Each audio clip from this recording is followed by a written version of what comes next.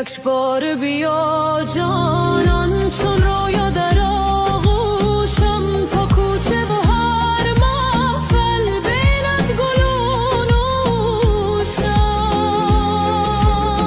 هر دم سخنم باشد از عشق و صفای تو، هر دم سخنم باشد از عشق و صفای تو. سر بر قدمت مانم هر لحظه بیایی تو، می سوزم و می سازم گر با